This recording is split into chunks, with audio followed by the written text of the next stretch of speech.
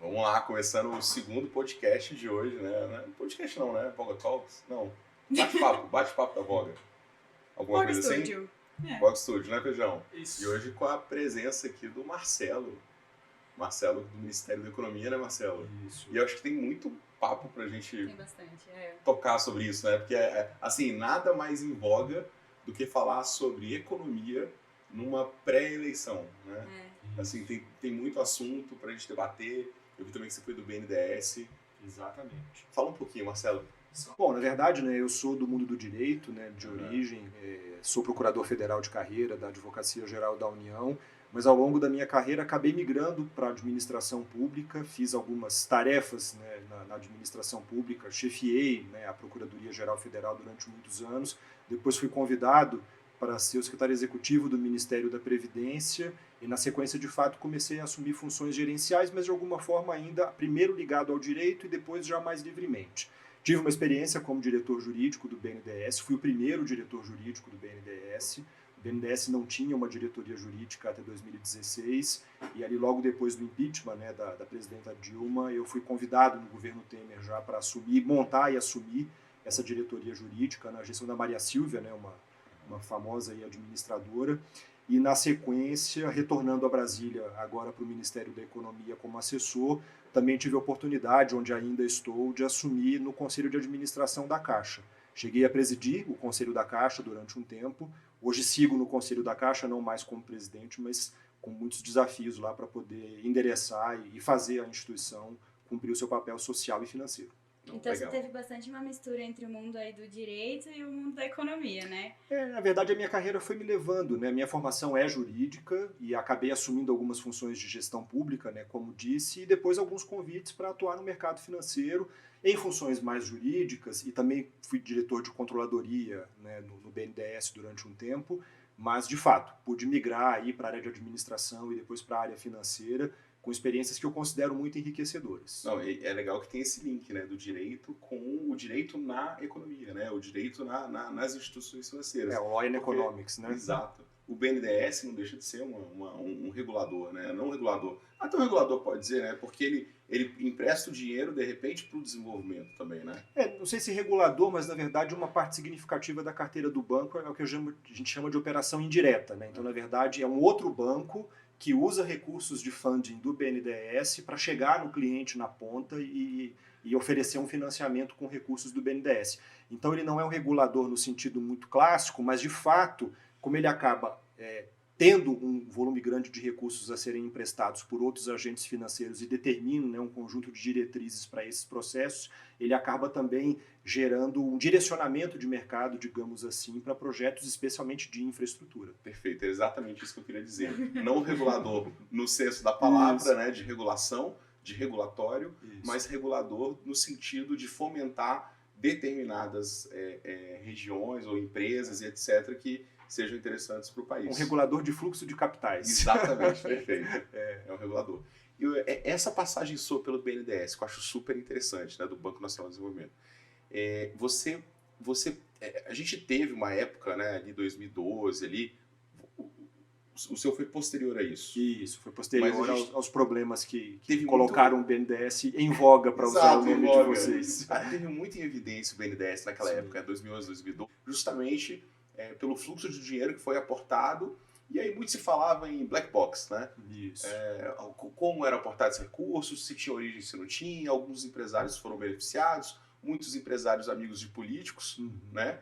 E aí eu acho que depois desse período houve uma regulação com certeza muito mais firme, muito mais transparente, né? Até porque tinha que dar uma posição, tinha que dar uma resposta ao mercado que exigiu essa profissionalização do BNDES. Foi isso mesmo que aconteceu? Na verdade, o BNDES ele passou por um processo muito, muito rico, digamos assim, mas em que em alguns momentos demandaram correções de rota muito importantes, como você citou aí.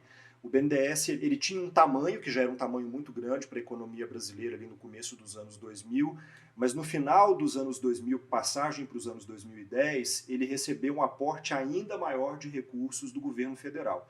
Então ele cresceu muito de tamanho. E nesse crescimento de tamanho, ele acabou não se preparando do ponto de vista de controles internos, de compliance, de segurança, para poder criar uma esteira de produtos de concessão de crédito que atendesse a essa nova realidade. Então, o BNDES trabalhava de uma forma, e ainda trabalha, muito artesanal, digamos assim. Em algum momento, por esse aporte imenso de recursos, não se reestruturou, e isso causou, de fato, um conjunto de operações que chamaram muito a atenção de órgãos de controle, Ministério Público, e aí tem as famosas operações de exportação de bens e serviços para o exterior, né? As mais famosas são o Porto de Mariel em Cuba, né? O financiamento para projetos de infraestrutura no exterior, e também o aporte ou apoio, digamos assim, no Brasil, no mercado doméstico, especialmente via mercado de capitais, para grandes empresas como o JBS, né? Que é o caso mais conhecido.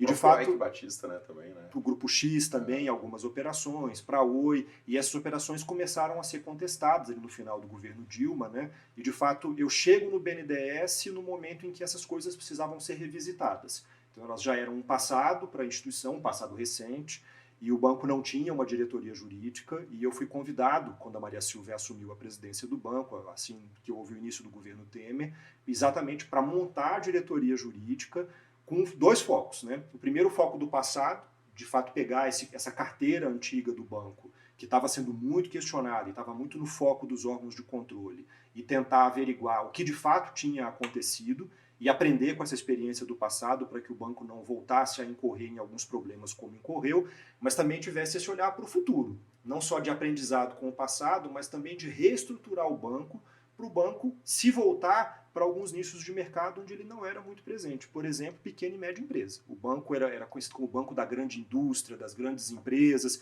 Os pequenos e médios empresários sempre disseram que era muito difícil ter acesso ao BNDES, e a gente, na gestão da Maria Silvia, começa a reposicionar o banco, mantendo todo o apoio que o banco faz para projetos de infraestrutura e para grandes empresas, mas com esse olhar agora de compliance, que até então estava um pouco perdido, e com um foco novo nos pequenos e médios empresários para reposicionar o banco como o grande banco de fomento da economia de uma maneira mais geral. E lembrando, né, o pequeno e o médio empresário é aquele que mais gera emprego, que mais tem impacto de economia local, então era muito importante o BNDES se reposicionar. E eu tenho muito orgulho de ter feito parte desse processo de reposicionamento. Legal. O próprio nome diz, né, Banco Nacional de Desenvolvimento, ou seja, o Banco Nacional de Desenvolvimento, o BNDES, ele tem que ser usado para infraestruturas, principalmente para o país, né, em benefício do país, e não em benefício do empresário, como o pequeno e médio empresário é o grande motor de desenvolvimento do sistema... Da economia local. Da economia local, exatamente. O banco é o desenvolvimento econômico e social, né? Exato, exato. É interessante ver também que assim, você passou por um processo que teve muita mudança. Então foi Dilma, foi Temer, aí depois logo teve o Ministério da Economia no meio de uma bagunça de estruturação. Você se considera, assim, meio que uma peça-chave de mudança na prática? E como é que foi essa prática, assim? No dia a dia, você chegava lá e aí tinha que fazer o quê? Cada dia uma coisa, porque você vivia, assim, numa mudança constante tão rápida.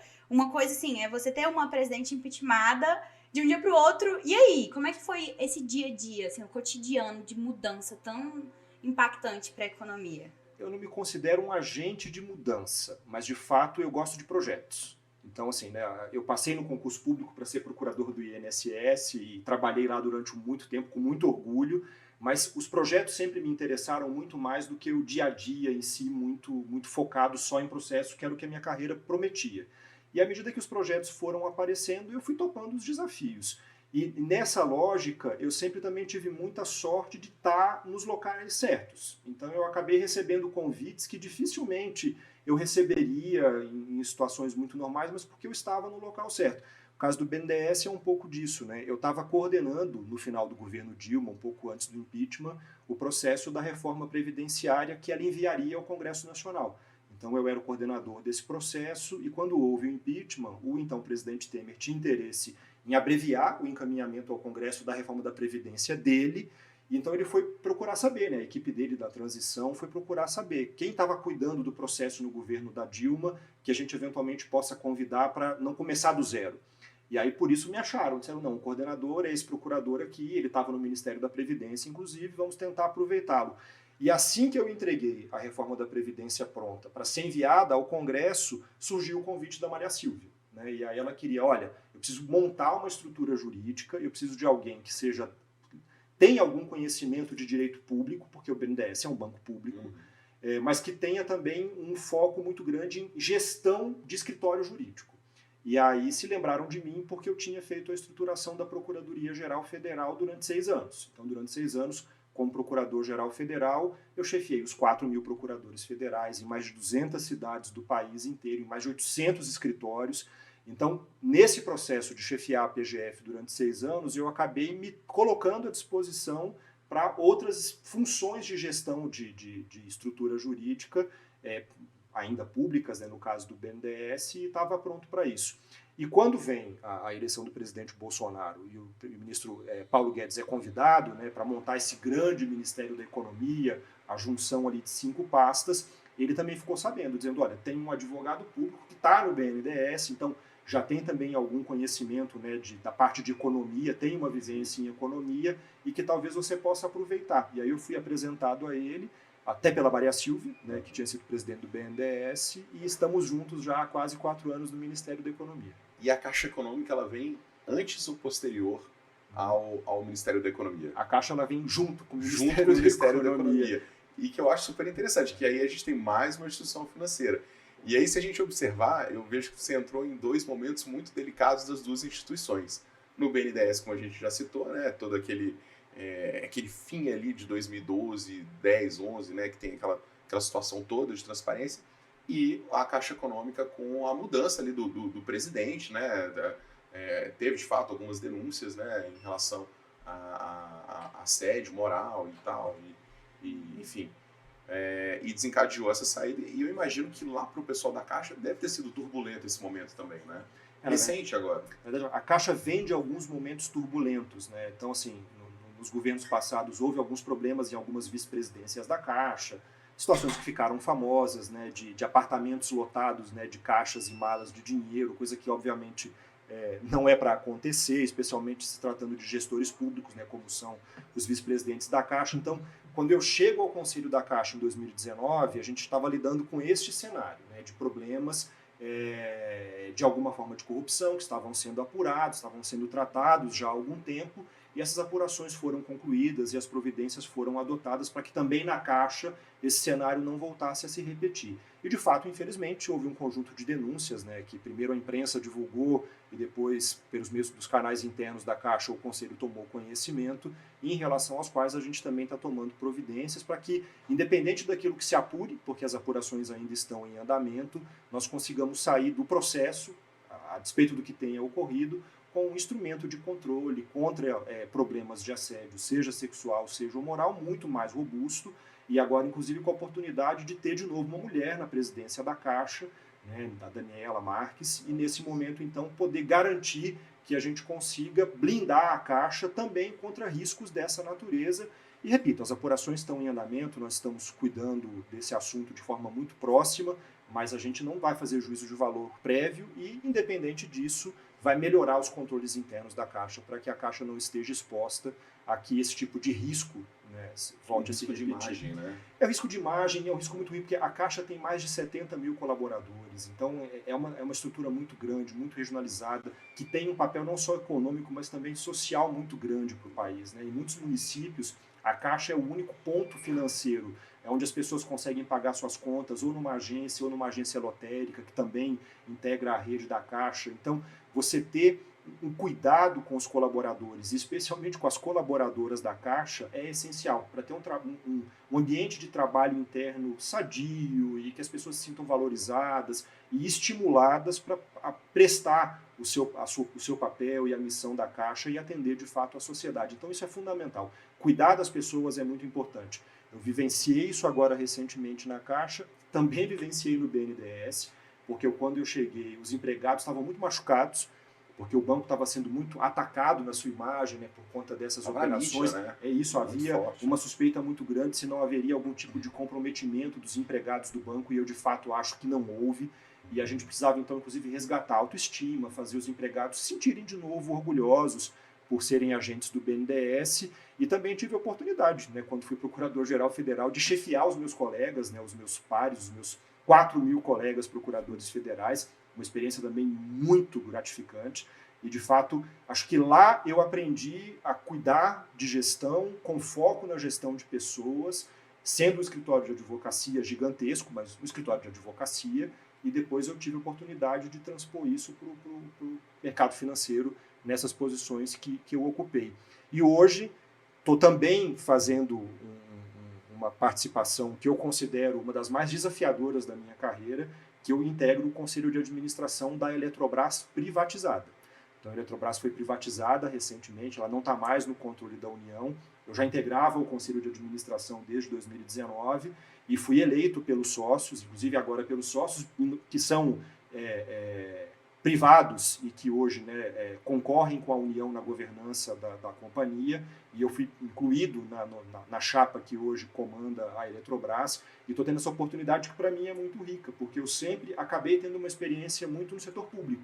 Mesmo quando eram empresas estatais ou sociedades de economia mista. Agora não, agora eu também estou tendo uma experiência no setor privado, embora tenha ali uma participação da União, como a União não é mais a controladora, é uma empresa privada, e ali no Conselho de Administração a gente está podendo também ter um olhar bastante interessante sobre, de novo, gestão, que é essa minha nova paixão que eu descobri quando eu assumi a gestão da Procuradoria-Geral Federal, e agora com foco do setor de energia, que é muito capital intensivo, né? Então acabou que tudo que eu desenvolvi de conhecimento e que eu aprendi no BNDES e na Caixa, eu estou conseguindo aplicar ali também para ajudar esse momento de transição da Eletrobras. Não, legal. E eu acho assim que essas empresas públicas, elas têm se desenvolvido muito no sentido de buscar a profissionalização do setor privado, né? Eu mesmo esses dias fui no BRB e como o BRB evoluiu como banco. Como a Caixa busca hoje resultados e metas que não buscavam antigamente, né? Não tinha essa preocupação, né? O Banco do Brasil. Então, assim, a gente vê que pelo menos essas empresas estatais, elas estão se desenvolvendo a ponto de buscarem resultados e principalmente o lucro.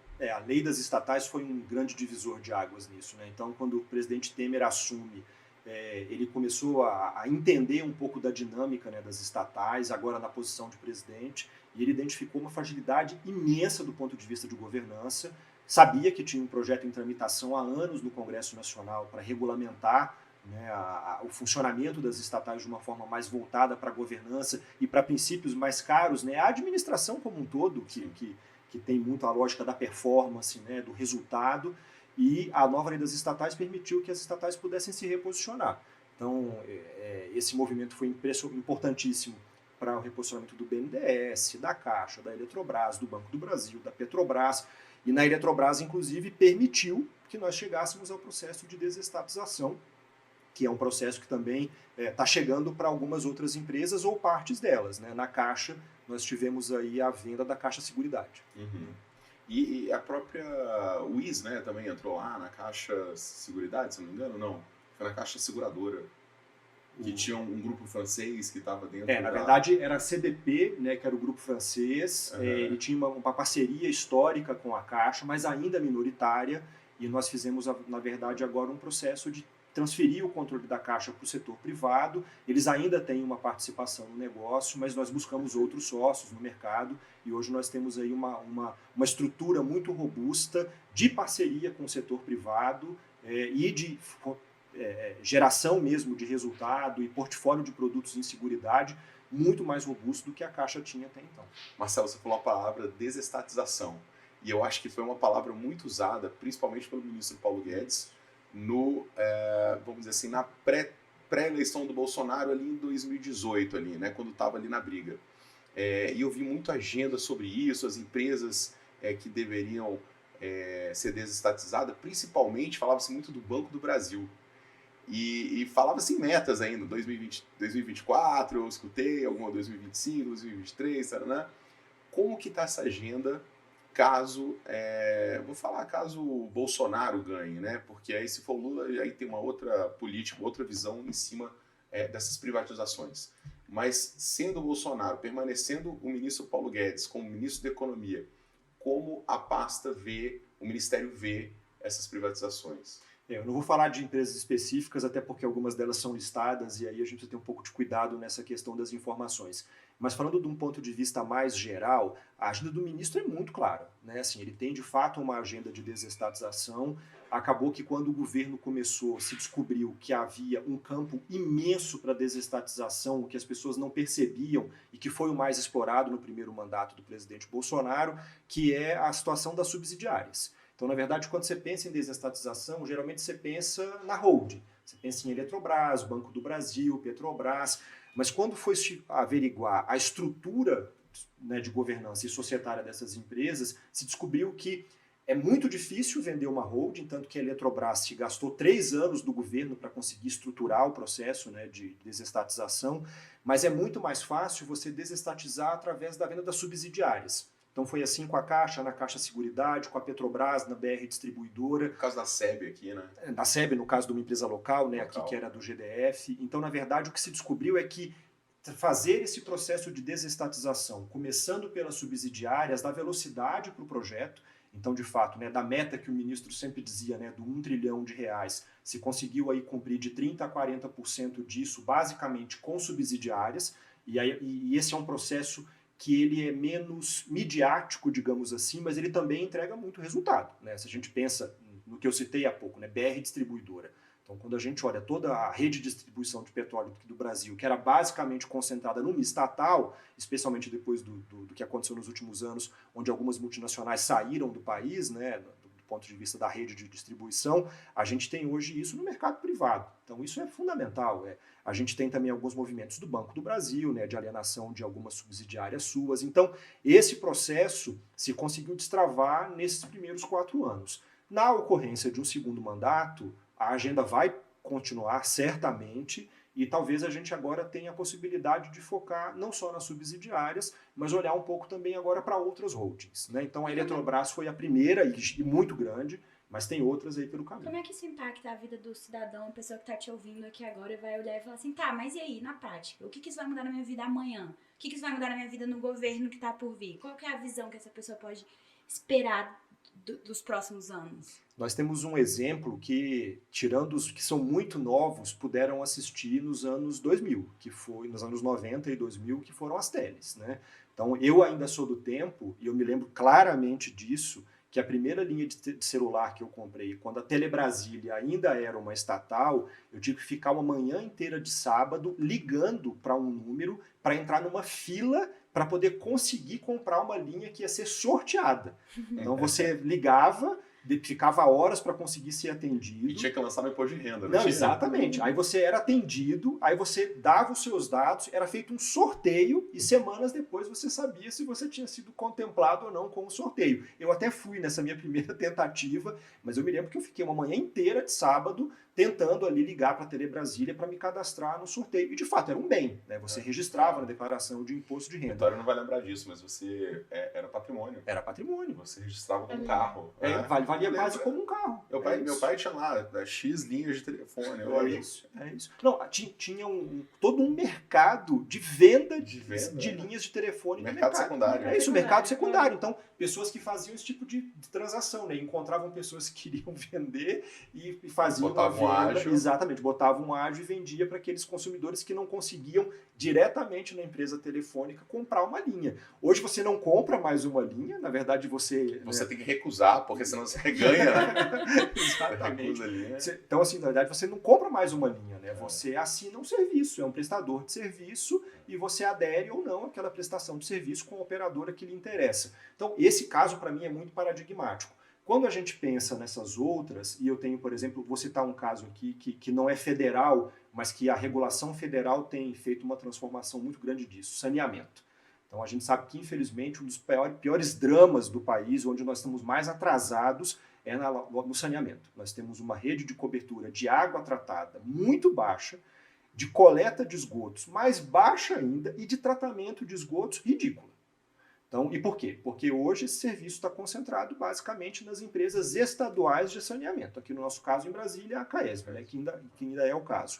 Com o novo marco de saneamento, que foi aprovado 2 anos atrás já, neste atual governo, está tendo todo um incentivo para atrair investimento privado para esse setor. Qual que é a transformação que isso traz para a vida da pessoa? Ter água tratada em casa, ter coleta de esgoto em casa e que o seu esgoto coletado seja tratado e quando for devolvido, né, para os rios, seja uma água que não vá contaminar o rio com todas as consequências deletérias que a gente sabe que isso traz. Então, de fato, você agregar capital privado e a experiência do setor privado para assumir algumas atividades em que o Estado não precisa estar desempenhando, você traz qualidade, você traz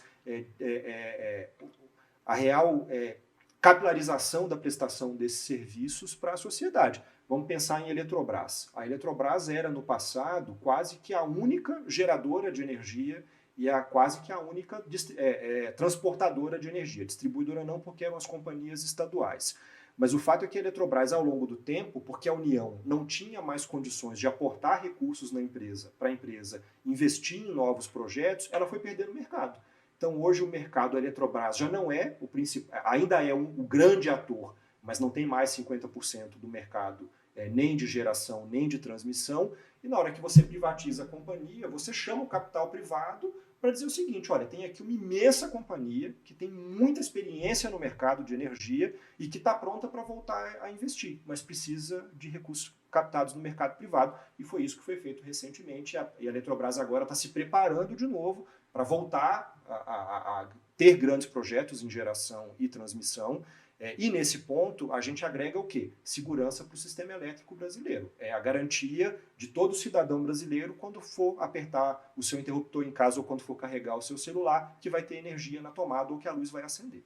Perfeito, perfeito. Em relação ao Ministério da Economia, o que a gente pode esperar para esse para os próximos 4 anos? O que tem se falado muito lá dentro e que o... Vamos fazer uma pauta política aqui, mas como a gente está lá falando do Ministério, o que os brasileiros podem esperar do Ministério da Economia para os próximos 4 anos? O ministro tem uma forma de abordar isso que é muito interessante, porque ele sempre diz o seguinte: todo mundo sabe qual é a política econômica dele. Todo mundo sabe qual é. É uma política que prega um Estado menor, é uma política que prega mais investimento privado, é uma política que prega menos tributação e menos peso do Estado sobre o cidadão e sobre as empresas. Então, tudo aquilo que for voltado para esses pilares, todo mundo consegue reconhecer como uma política do atual Ministério da Economia. E sendo esse, né, ao fim e ao cabo, o resultado das eleições, é nisso que vai apostar o Ministério para a agenda de 4 anos. Muita coisa já foi feita nos últimos 4 anos, mas tem muita coisa para ser feita ainda, e é nesse tipo de agenda que vai se apostar. Então ninguém tem dúvida que, havendo excesso de arrecadação, vai haver uma redução de carga tributária e não um aumento de carga tributária. Se, olhando para as estatais, que a gente vai continuar tentando verificar oportunidades de situações onde o Estado não precisa desenvolver uma atividade diretamente e a gente pode chamar o setor privado para passar a desenvolvê-la. Quando a gente olha também em regulação, buscar uma forma de ter uma regulação menos invasiva do ponto de vista econômico, tanto para o cidadão quanto para o setor produtivo, para que eles possam, de fato, liberar suas potencialidades com a segurança necessária também para garantir que os mercados consigam funcionar. Então, a agenda é muito clara do Ministério da Economia. Eu acho aquela velha história, né? Quanto menor o Estado, maior o cidadão. E eu acho que é mais ou menos a mentalidade do Paulo Guedes, né? Quando você fala em diminuir os tributos, dar mais poder ali para as empresas e diminuir o inchaço estatal, você está aumentando o cidadão, a cidadania, talvez. Eu gosto muito do Paulo Guedes, que eu já vi algumas palestras dele, e ele fala muito e muito bem. Ele fala longamente e muito bem sobre um assunto só, ele discorre durante muito tempo. E muitas vezes ele fala assuntos polêmicos, né? Ele fala frases polêmicas, nem assuntos polêmicos, mas ele fala frases polêmicas no meio de assuntos corriqueiros. E recentemente ele falou sobre vender praias brasileiras, né? E deu uma reviravolta, deu uma chamada danada na mídia, etc. E a mídia aproveita, obviamente, o momento para interpretar como bem quer, né? Porque pega a matéria isso, assim, como é que era e essa interpreta. questão de você ver uma matéria de uma coisa que às vezes foi interpretada de uma forma errada e você ter justamente esse contato tão próximo com uma pessoa que você acorda e vê lá uma matéria que na verdade não foi bem isso. Aí eu ia até te perguntar como é que é assim, essa relação de estar tão próximo de um ministro, uma pessoa tão pública, e ter que saber fazer essas mediações assim, entre o que é de fato falado, o que é interpretado, e como que a mídia cai em cima dele, de você em cima disso, e como é que tem que ser esse gingado. Essa dinâmica, né? Na verdade, sim, Paulo Guedes é um economista com uma formação acadêmica muito sólida, né? Estudos no Brasil, estudos em Chicago, então ele é reconhecido por ter uma formação acadêmica muito robusta e que ele nunca interrompeu. Então, toda a vida dele, ele buscou, né, esse aperfeiçoamento acadêmico incessante. Mas ele tem uma preocupação, pela função pública que ele exerce hoje, de tentar traduzir as coisas que ele fala para um linguajar compreensível por qualquer pessoa. Então ele acaba fazendo, eu vou usar uma expressão aqui entre aspas, uma simplificação de alguns conceitos. Então o exemplo que você deu de vender praia, é óbvio que ele não está falando em vender praia, né? Porque o nosso regime jurídico nem permite que se vendam praias. Mas o que ele está tratando ali? Exatamente que a gente consiga conceder aquele espaço público para o aproveitamento pelo setor privado. Então hoje, na verdade, você tem um imenso potencial na costa brasileira, vários empreendedores com interesses legítimos de explorar a nossa costa, e você não tem um arcabouço adequado para isso. E você não precisa vender a praia. É isso. Né? E você não precisa vender a praia. Ele usou ali uma forma de que a pessoa entendesse o que ele quer fazer. O que ele quer fazer? Ele quer pegar um trecho que não esteja sendo explorado e que a sociedade não use hoje, e lembrando que a nossa costa tem mais de 8 mil quilômetros, e que tem algum grupo que tem interesse em explorar aquilo comercialmente e encontrar uma forma jurídica de que aquele grupo tenha segurança de investir naquela porção de terra e obter um resultado para si e para a sociedade que for se beneficiar daquele serviço. O governo vai se beneficiar também. É isso, ele vai se beneficiar porque ele vai cobrar por isso. Né? Então, assim, isso não vai ser gratuito. Então, quando ele fala em vender praia, qual foi a crítica que ele recebeu? Não é possível que ele não saiba que no Brasil não se vendem praias porque elas são todas da União. É óbvio que ele sabe, mas ele quis falar de uma forma em que a pessoa do outro lado, que não tem esse conhecimento técnico, entenda o que ele está falando. E eu tenho certeza que todo mundo que não tem um viés já politicamente contrário, quando escuta ele falar isso, entende o que ele está falando. Que ele está falando da implantação de um complexo hoteleiro, que ele está falando da implantação de um complexo esportivo, de um complexo náutico, e que isso vai ser revertido para a sociedade poder usar aquilo, vai gerar emprego, vai gerar renda para a localidade. Então, assim, a gente não tem só praia nos grandes, próxima de grandes centros urbanos do litoral. A gente tem uma costa gigantesca em municípios muito pequenos que não tem nenhuma exploração turística disso, mas que tem um imenso potencial. E encontrar a forma correta de destravar isso, que foi o que ele quis fomentar com a fala dele, é importante para levar riqueza para essas localidades que não tem, via de regra, outra fonte de renda para a sua população local. Então você vai trazer desenvolvimento para aquelas localidades. Então, de fato, assim, esse processo político, ele traz um desgaste muito grande, obviamente maior, para os agentes políticos que estão inseridos neles, que é o caso do ministro Paulo Guedes, mas também, obviamente, que isso perturba a equipe como um todo, porque a gente sabe do que ele está falando, sabe que com um mínimo de boa vontade e boa fé é possível interpretar o que ele está dizendo, né, e tirar da literalidade e ter a clareza de que ele está tentando traduzir um conceito complexo para uma linguagem do cotidiano, do cidadão, para o dia a dia do cidadão, e chegar a essa conclusão. Mas isso também não é muito um problema só da atual administração. Né? Eu sou servidor público, né, já há alguns anos, mais de 20 anos, passei por várias administrações, por vários presidentes da República, já trabalhei com diversos ministros de Estado, e sempre desenvolvendo trabalhos que eu considero, né, muito importantes e relevantes para o país, e isso também era sempre visto. Né? Então, de fato, você sempre tem uma tendência a tentar transformar qualquer tipo de debate num debate de disputa política. Né? E isso, de fato, nem sempre agrega, nem sempre gera o melhor tipo de resultado para a sociedade. A gente tem que admitir a algum certo ponto, mas já há algum tempo, não só neste governo, mas em outros governos também, que isso tem sido feito de uma forma um tanto quanto irracional, mas eu espero e acredito que a gente em algum momento vai poder reencontrar a racionalidade e o respeito mútuo nesse tipo de relação. Tomara que seja possível, deu para entender claramente, né, o que é vender a praia, que não é bem vender, mas sim uma exploração, e provavelmente não, com certeza tem um prazo também, né? Isso, claro. É como se fosse uma concessão. Exatamente. Uma concessão diária. O regime é exatamente esse. E eu acho que se for possível, com certeza vai ser benéfico, né? Teve alguma dessas experiências que você acha que, seja no Ministério da Economia, seja na Casa Civil, você teve na Casa Civil também, não teve? Tive, né? Nessa passagem para o governo Temer, por conta da reforma da Previdência, eu fiquei na Casa Civil nos primeiros meses como chefe da assessoria, exatamente para entregar a reforma. Aí, de alguma dessas experiências, ou no Ministério da Economia, ou na Casa Civil, ou o BNDES, que você acha que tem sido mais impactante, tanto para a sua carreira, quanto para a população, de algo que você lembre e fale assim, nossa, aquilo lá foi uma coisa que marcou a minha carreira, eu acho que impactou positivamente a vida de muitas pessoas? Para minha carreira, foi o início de carreira. Acho que assim, o meu início de carreira, fazendo processos, defendendo o INSS em juízo, tendo essa experiência, então, né, a minha primeira responsabilidade profissional mais efetiva, para mim foi o que mais marcou. Então, até hoje, é o que eu tenho mais saudade, né, daquilo que eu já fiz na minha carreira. Foram alguns anos nessa atividade, e ali onde eu aprendi a ser profissional. Ali eu aprendi quais são os valores públicos, quais são os valores de ser um profissional no setor público, pude desenvolver tudo isso junto com os meus colegas, aprendendo junto com eles, e de fato tudo que eu carrego hoje dessa parte mais principiológica e de valores eu aprendi no começo da minha carreira.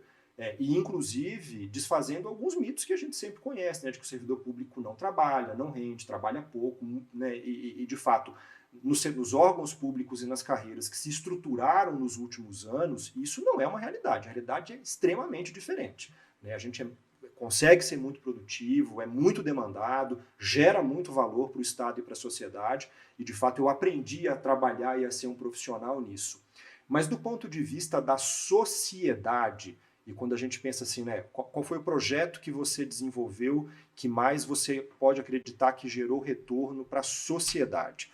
Aí eu, lembrando também, não só do início da minha carreira, né, mas a minha primeira área de concentração, e que ainda é a minha grande paixão, que é o direito previdenciário, eu acho que é no direito previdenciário. Então, assim, de fato, você conseguir trabalhar para ajudar a ter um direito previdenciário ou um conjunto de regras previdenciárias que seja robusta, que traga segurança não só para o Estado, mas também para o segurado da Previdência, para o beneficiário da Previdência, e sabendo reconhecer a importância que isso tem para as pessoas, né, para quem não consegue acumular seu capital, aportar recursos para um grande grupo, como é o Grupo Voga, e na verdade vai depender depois, né, no momento em que não puder mais gerar a sua própria condição de subsistência, de ter uma garantia de renda, ter um sistema previdenciário robusto e estar sempre ajudando, mesmo agora no Ministério da Economia, a melhorar o sistema previdenciário, eu acho que é a contribuição mais significativa que eu tenho da minha carreira. Desde que eu entrei no concurso para ser procurador e defender o INSS em juízo,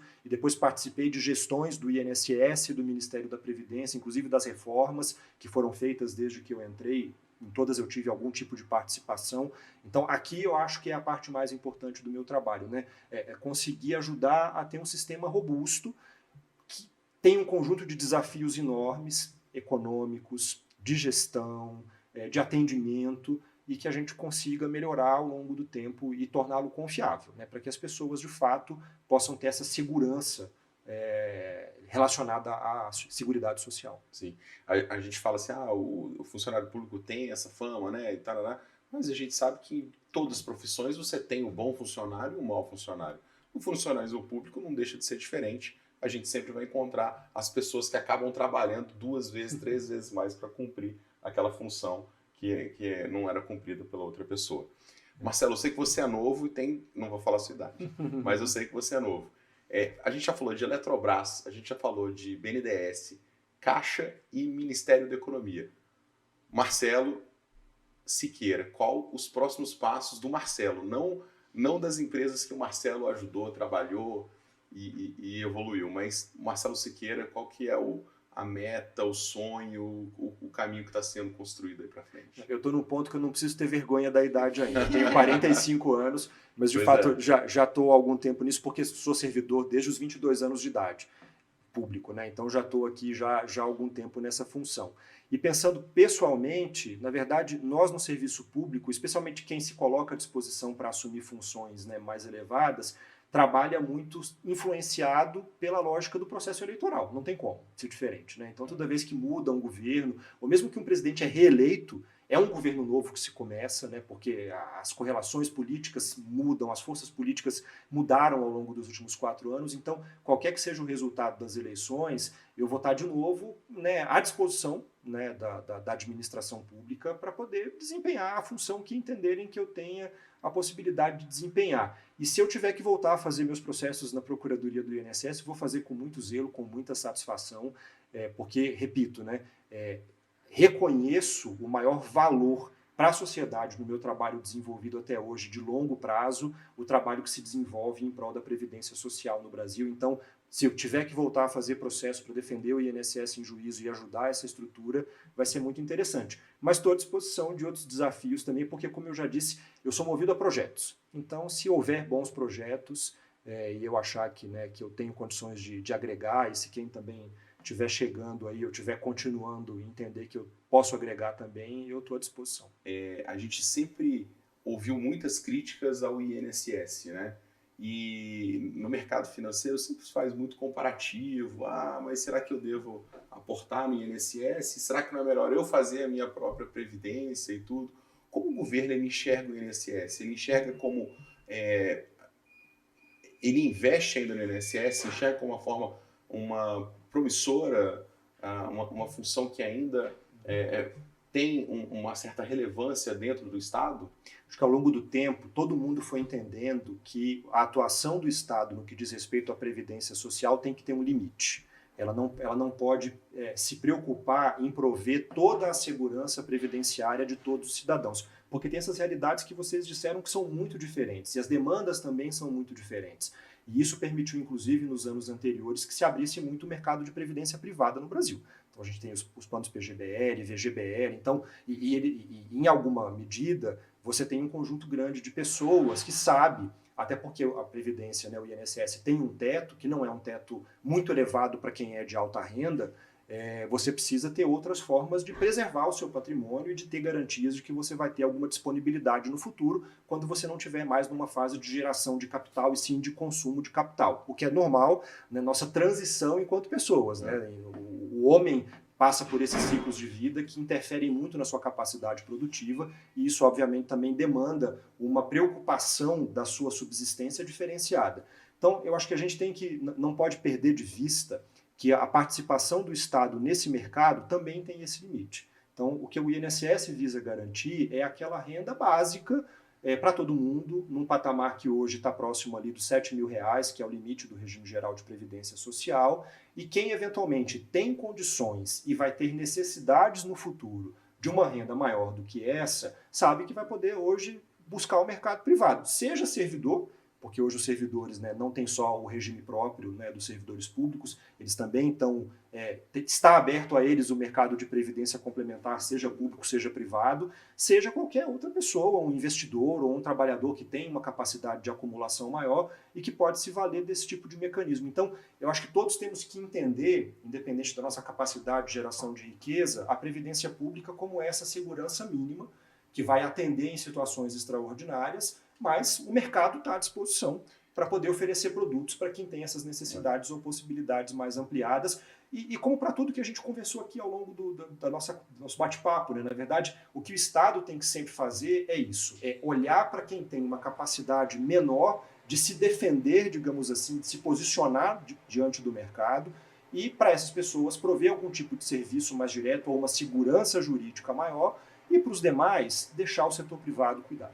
Eu acho que esse teto de 7 mil também, ele é um teto que garante um sustento de boa parte da população brasileira, né? Exatamente. Se a gente for pensar na realidade brasileira, ela é muito diferente do que, de repente, o que a gente vê por aí, né? Assim, então eu acho que esse teto ele é suficiente para atender, e quem não for também tem os outros meios nos bancos, nas instituições financeiras, os PGBLs e VGBLs da vida. É isso aí. A gente saiu de uma lógica em que esse teto era de ali 10 salários mínimos no passado, mas o salário mínimo era muito baixo. Então, como nos anos mais próximos o salário mínimo teve um aumento real, teve ganho real, você acabou tendo que recalibrar isso. E hoje, de fato, a gente não está mais no patamar de 10, está num patamar mais baixo, mas é isso que está dizendo, num patamar que ainda atende a maior parte da sociedade. Então, a gente, de fato, tem hoje, acho eu, uma distribuição adequada entre aquilo que é a cobertura pública e aquilo que o mercado administra. Ótimo. Marcelo, obrigado por ter vindo, Eu que por ter agradeço. aceitado o convite. É muito bom a gente receber convidados tão enriquecedores, né, assim, em termos de conteúdo. E você vê que flui, a gente nem teve pauta, ou teve? Não teve, né? Não A teve. gente sentou aqui, não teve pauta, e foi as perguntas rolando e as respostas vindo na hora e bem rápido, né? A gente podia ficar mais 1h30. Passou 1 hora de conversa. Muito bom. Não vi o tempo passar Não, também. não. Não vi. Muito bom. Valeu, obrigado, Feijão. Eu que agradeço.